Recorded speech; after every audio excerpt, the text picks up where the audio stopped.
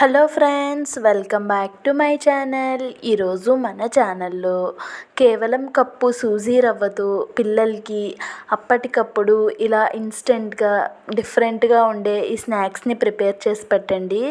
చాలా ఇష్టంగా తింటారండి. టేస్ట్ అయితే చాలా బాగుంది అండ్ అలానే ప్రాసెస్ కూడా చాలా ఈజీ అండి. కాకపోతే కొంచెం టైం పడుతుంది.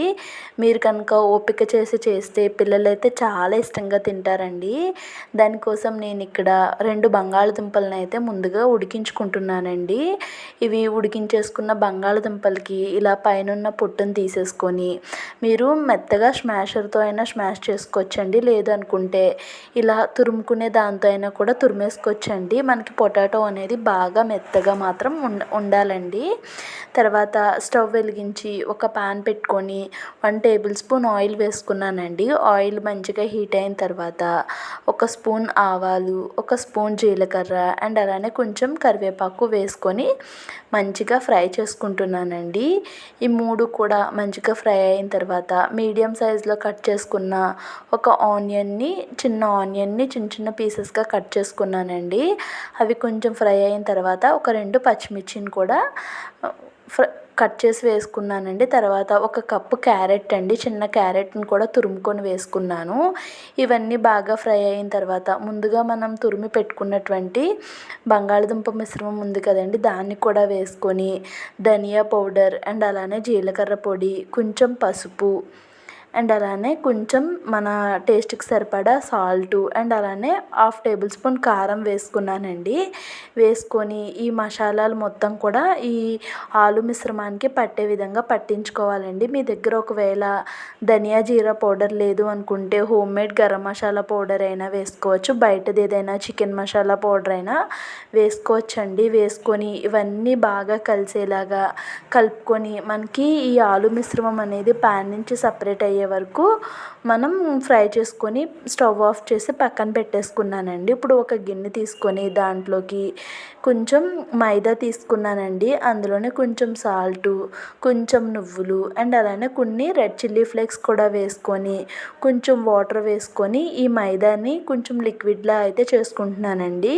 మరీ పలుచగా చేసేసుకోకండి, అలానే మరీ ముద్దగా కూడా ఉండకూడదు. కన్సిస్టెన్సీ ఈ విధంగా ఉండాలి. ఇప్పుడు స్టవ్ వెలిగించి మరొక పాన్ పెట్టుకొని మనం ఏ కప్తో అయితే సూజీ రవ్వ తీసుకుందాం అనుకుంటున్నామో అదే కప్తో 2 కప్పుల వాటర్ వేసుకున్నానండి. వాటర్ వేసుకొని దీంట్లోకి 1/2 టేబుల్ స్పూన్ ఆయిల్ వేసుకున్నానండి. ఆయిల్ అండ్ అలానే టేస్ట్కి సరిపడా సాల్ట్ వేసుకున్నాను. ఆయిల్ వేసుకోవటం వల్ల ఏమవుతుందంటే మనకి రవ్వ వేసిన తర్వాత రవ్వ అనేది ముద్ద కట్టకుండా ఉంటుందండి. అందుకోసం ఆయిల్ వేసుకొని అది బాగా మరిగిన తర్వాత మనం ఉప్మా రవ్వని వేసుకొని బాగా కలుపుకోవాలండి. ఉప్మా రవ్వని సిమ్లో పెట్టి మాత్రమే కలుపుకోవాలి. హై ఫ్లేమ్లో పెడితే మాడిపోతుందండి. సిమ్లో పెట్టుకొని ఎక్కడ కూడా ఉండలు లేకుండా స్మాష్ చేసినట్టుగా కలిపేసుకోవాలండి. చూడండి బాగా ఉడికింది కదా. ఇప్పుడు స్టవ్ ఆఫ్ చేసి మూత పెట్టేసుకొని చల్లారబెట్టుకుంటున్నానండి. ఒక 5 నిమిషాల తర్వాత బాగా చల్లారిందండి. దాన్ని ఇలా గరిటెతో నేను ఇంకా బాగా స్మాష్ చేసుకుంటున్నాను, సాఫ్ట్గా చేసుకుంటున్నానండి. ఎక్కడ కూడా చిన్న చిన్న ఉండలు లేకుండా ఇలా ప్రిపేర్ చేసుకున్నాను. ఇప్పుడు చేతికి అంటుకోకుండా ఉండటం కోసం కొంచెం ఆయిల్లో డిప్ చేసి ఇలా చిన్న చిన్న ఉండల్లా అయితే తీసుకుంటున్నానండి. మీరు ఏ సైజులో తీసుకోవాలనుకుంటే ఆ సైజులో అయితే బాల్స్ని తీసుకోవచ్చండి. తీసుకొని మనం ఈ విధంగా ఒత్తుకోవాలండి. చూడండి ఇలాగా రౌండ్ షేప్లో మనం చేసుకోవాలన్నమాట. ఈ రవ్వ మిశ్రమాన్ని ఎక్కడ కూడా క్రాక్స్ అనేవి లేకుండా చేసుకున్నాను. ఇప్పుడు మనం ఇందాక ప్రిపేర్ చేసుకున్న ఆలు కర్రీ ఉంది కదండి, దాన్ని ఇలాగా పెట్టుకోవాలండి. పెట్టుకొని ఇంకొక సైడ్ నుంచి అయితే దాన్ని క్లోజ్ చేసేసుకోవాలి. చూడండి ఇక్కడ మనకి ఆలు మిశ్రమం అనేది ఎక్కడ కూడా కనిపించకుండా చేసుకోవాలండి. ఇక్కడ ఒకవేళ కనిపిస్తే నేను వీడియోలో చూడండి ఎలా ప్రెస్ చేస్తే మనకి అదంతా లోపలికి వెళ్ళిపోతుంది కదా, అలా లోపలికి వెళ్ళిపోతుందండి. ఇప్పుడు మీకు ఒక డౌట్ రావచ్చు, డీప్ ఫ్రై చేసేటప్పుడు మరి కర్రీ మొత్తం బయటకు వచ్చేదాన్ని మనం మైదా పిండి మిశ్రమం కలిపి పెట్టాం కదండి, దాంట్లో డిప్ చేసుకున్న తర్వాత మనం డీప్ ఫ్రై చేసుకుంటామండి. కాబట్టి మనకి కర్రీ అనేది అసలు బయటకే రాదండి. అలా కనిపిస్తూ ఎందుకు పెట్టానంటే మనకి చూడటానికి బాగుంటుందండి, అట్రాక్టింగ్గా. పిల్లలైతే చాలా ఇష్టంగా తింటారు. చూడండి, ఈ విధంగా కనిపించేలా పెట్టుకొని నేను ఇక్కడ మొత్తం అన్నీ కూడా ప్రిపేర్ చేసుకున్నాను. నేను తీసుకున్న క్వాంటిటీకి నాకు ఒక 6 అయితే అయినాయండి. ఇందాక నేను మైదా మిశ్రమంలో కొంచెం కొత్తిమీర అండ్ అలానే కరివేపాకు వేసానండి. ఆ వీడియో క్లిప్పింగ్ అనేది మిస్ అయ్యింది.